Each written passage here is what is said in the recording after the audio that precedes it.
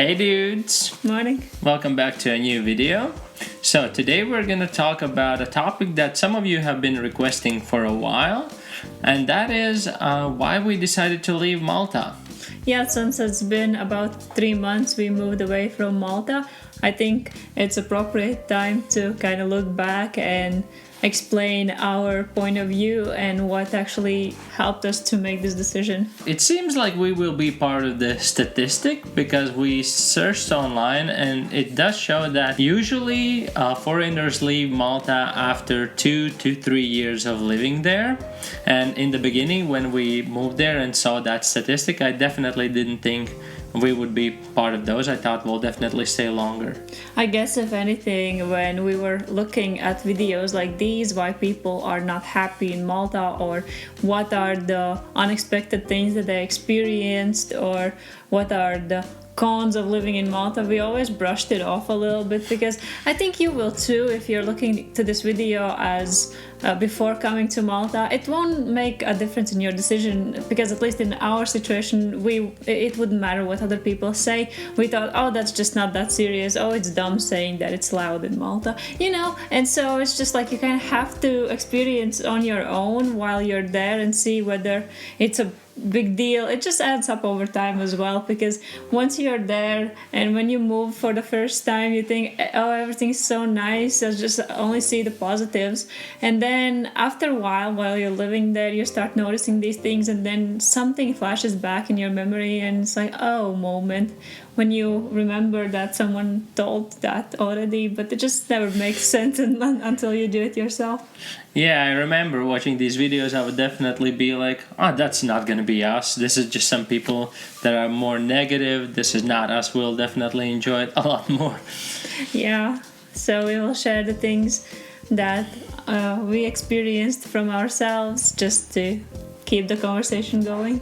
Yeah, and I also want to mention that this is not like a hateful video about Malta, because we did enjoy our life there. And I think we just left at the right time for us, so that we wouldn't start hating it, but we would still love to visit and come back someday to enjoy the good parts of it. And I guess while we are also growing up a little bit, our goals are changing, and so the goals that we had maybe 4 years ago are completely different from today. And so if you're looking at this maybe in a younger age, like 20 years, these things won't be relevant to you. But if you're closer to our age, you will probably have the same experiences. I guess for me, the biggest thing was that I felt like I was always on the hamster wheel there back in Malta. I don't think it's exclusively to the country, but it just was exclusively to my lifestyle and the things that were required to maintain that thing. Malta is quite expensive, and so you would have to work 40 hours a week and just to pay your bills and to be able to afford living there. The apartments are expensive in Malta. Rent in Malta in general is just really expensive. Food is expensive, going out is expensive, just general living. Yeah, because we already are kind of frugal from our nature wherever we lived, when we started dating in Latvia to moving in Scotland and then Malta and then coming back. We've always been kind of conscious about our money spending, but even with that, it still felt like it's quite expensive, that it's not as let's say easy as it was in Scotland. The rent eats all your money. The thing is, in Malta, you have to work just to maintain all the expenses you have, and at one point you just, at least I felt like I don't enjoy as much working all the time just to be able to give all that big chunk of money for rent, and then all these other things just kind of supplemented that the apartment, there also was problems that was like loud. There were people building the hotel next to us. We had a balcony, we couldn't even use the balcony because there would be people all the time just like building. We didn't even enjoy going to the baby pool that we had outside, because it was just like all these men outside building the house, and it was always awkward. And in the mornings and in the evenings they would not just like disappear, they would work through the night. Pretty much they were living on the spot, and so going outdoors would be just like not as much privacy as some would think. And this just adds to that. We have to pay this a huge amount of money, let's say even half of our salary, just to live there, and then not even being able to have that space for ourselves. Yeah, when you say half of our money, you have to understand that it's half of two people's salaries, because if it would be one person's salary, it was pretty much most of it went into rent and bills. Yeah, I don't know how people who don't have other people living with them could afford. I don't think they do. Yeah, because also when you mention, I worked most of my life in Malta, I worked from home, and as you said, the balcony, and we had big balcony doors which were nice windows. But all these construction workers, which you're gonna probably deal with pretty much anywhere in Malta, the development is really growing rapidly. So I honestly just felt like I live in an aquarium. Like I'm the little fish there, and people are just like looking at me all the time and seeing what am I gonna do. Am I gonna eat my lunch now, or I'm going back to work? When do I finish work? They would just not always doing construction work, because that was really slow, but they would just spend most of their time just looking at what are we doing. If we walk on the balcony, they will check out what are we doing right now on the balcony. So not only it felt like a hamster wheel, it actually did feel like I'm a little animal, and they're just looking at me and enjoying that. But then that whole working from home felt like I really kind of started feeling quite depressed, because we did earn quite a good money for Malta. I guess we lived quite an average life, but it did start to feel quite depressive, because anything that I earned, all those 40 hours of work, it was just rent. And like renting is, in some ways there's benefits, but also it just felt like we're throwing that money away, because for 2 years we spent so much money in rent to give it to someone else, and after 2 years we leave that apartment and none of that is ours. So that kind of makes you feel rather bad about the situation there. Now, the other aspect of living in Malta, or rather staying in Malta, was that we were not that connected to the country. We didn't have much to say, this is good enough reason to stay here. We never really felt like part of the country and part of the society there. At least for me, I can't say that there was this one thing that would make me stay. It's like some people have their job or the house or I don't know, the activities that they like to do, or business, or just anything of that sort. I didn't have anything, so I was pretty much, once I quit my job, I'm able to move anywhere. I don't feel like I have that strong connection for staying there. As well as you could say, like, some people have like really close friends that you bond so closely that makes you want to stay. Family, a lot of things could connect you. I remember in the very beginning I was walking through Sliema streets, and it was nice weather and everything, completely different to what I've experienced before, and I really enjoyed it. I actually felt like, yeah, this is probably my home. Like, I really enjoyed it a lot more than back in Scotland, because we left Scotland with no regrets.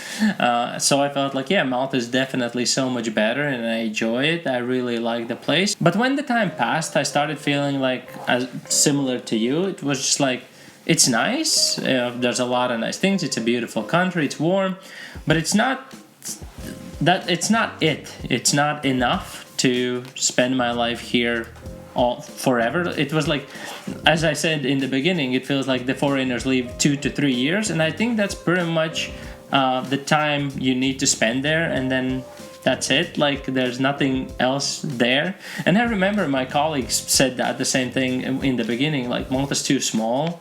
like you visit the places and that's it. And I was like, nah, I'm not listening to you guys, like this is a great country. And then we made videos of almost all the places we could visit, and then it was like, well, what's next? Like, this is it. I guess to continue on this same topic is that I don't think I found that my feet in the culture that there was around. There was this always struggle culture in Malta. They are very workaholic.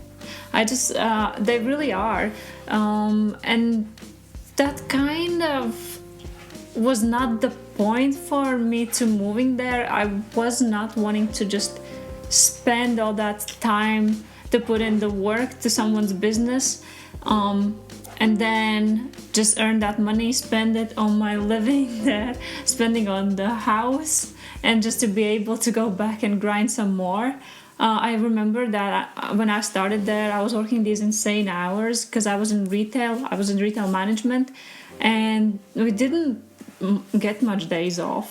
We didn't even get much hours off. We were working like 10, 11 hours a day.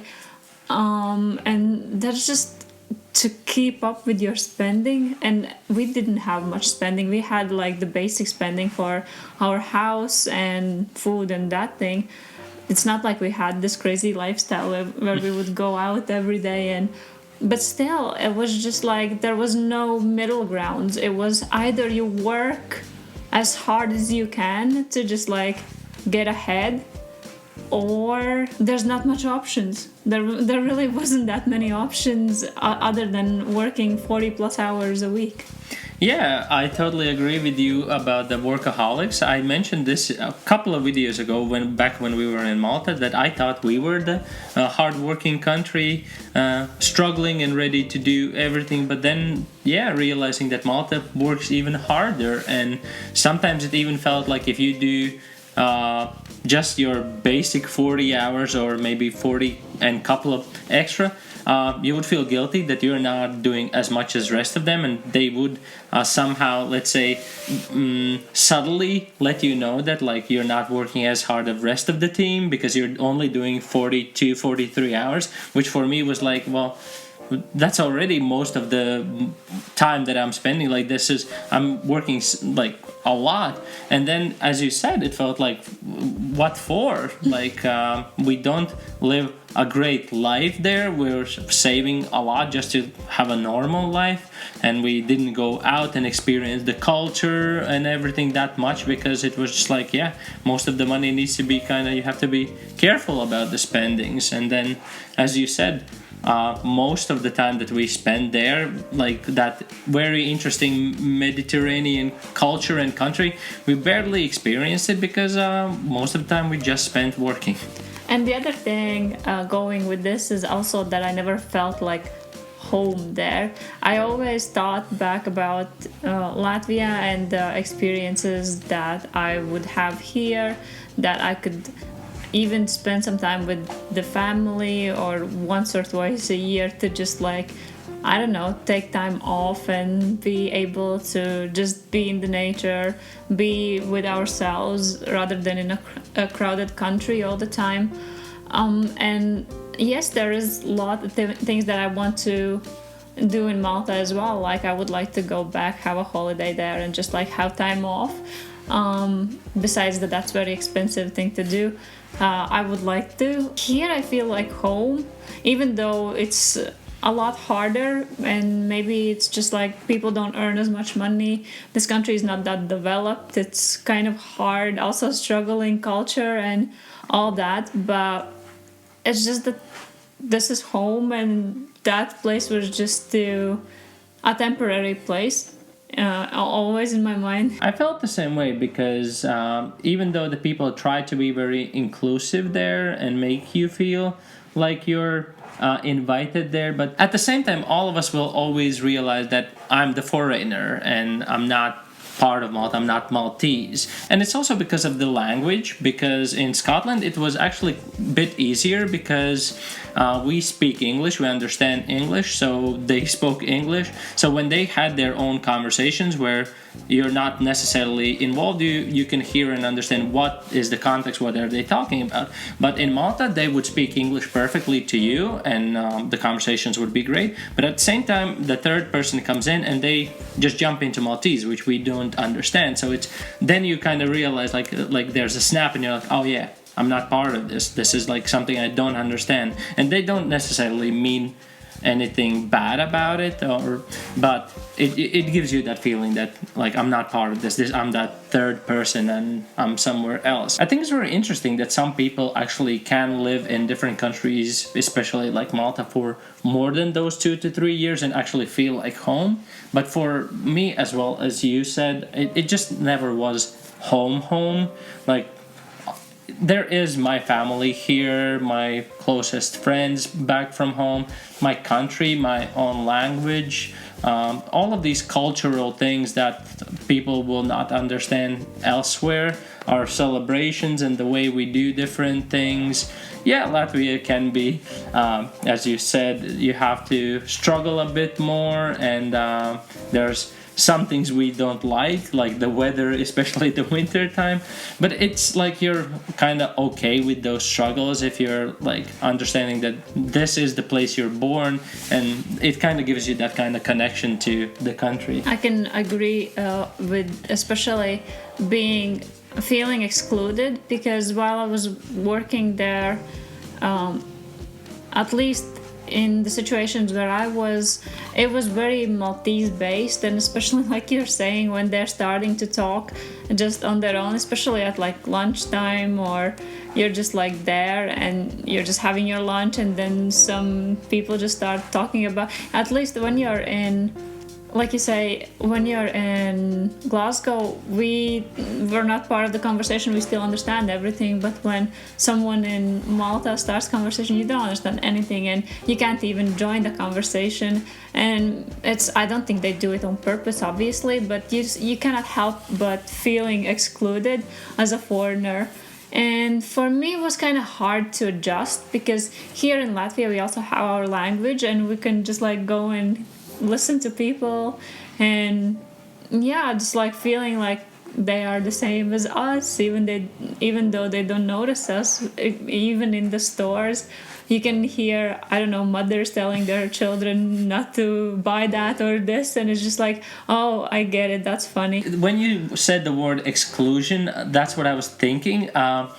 It's kind of a cultural language exclusion, because just as you were saying, when people talk, and especially if it goes to like kind of language-based jokes, and you just can't be part of it. And I would hear people laughing, and I would be right next to a group of people, and everyone's laughing, and I'm like, what's the joke? What's happening? And they would just be like, you wouldn't get it. Like, it's a Maltese thing, you know? And like you could learn a bit of the language or something, but it's like the cultural thing that people enjoy together. And as you said, like Latvia has the same thing. There's these struggles that we have, but we're all this nation that have these struggles together, and we can laugh about things that only us would understand. It's relatable, right? Yeah. I mean, so we're kind of going closer to the end of the video, and these are kind of the most important reasons why we wanted to leave. And that was that about now almost a bit more than a year ago, as you said before, we just were working so hard, and we barely got the chance to enjoy the country that we wanted to visit so much and live there. And we thought, well, if we're just going to be working there, we're still in the country, so we're going to still enjoy and explore the country more. But at some point we were so overworked and kind of depressed from all the situation that was happening there and our work and everything, and we decided that, hey, maybe we could just get a year off, like just get a year off and enjoy Malta properly. And then we started to calculate it, and we realized how unrealistic that would be. Yeah, I guess that was the biggest thing that kind of built over time. It didn't happen like overnight, but we were thinking about owning a place, not putting all the money in the apartment, and we realistically just could not afford that in Malta, because of the expense for a month would be a minimum 1,500, but that's a minimum. I think that would be just for your house and food. Like as basic as that. You can't even afford to treat yourself or go places. We were saying that we were not maybe enjoying Malta as much. However, we tried every weekend to go out and do something, and I think we did visited most of the places that there were to offer, and we did kind of the tourist hat full on, and we went and most places that not every Maltese person has visited. But yeah, if we're coming back to the long-term plans, this is where we didn't see a fit for Malta at all. Like, if we're starting to think about our goals, our house, our life, and how we spend money, we just don't see how it can happen in a country so expensive with no heritage from mom and dad. Yeah, and at the same time, the prices are so insanely high there because it's a small island with limited land there. So every time someone builds something, there's less and less land, and the prices are getting higher and higher and higher. And we didn't have, as you said, no heritage and no some kind of financial support.